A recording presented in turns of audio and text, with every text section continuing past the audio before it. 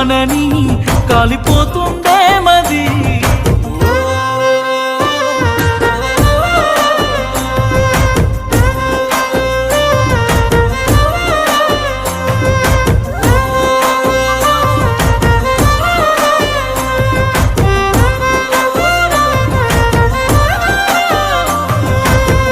కన్నీళ్ళే నా బతుకు నోసుకున్నది, అందుకనే పసుపు పారాని పూసుకున్నది.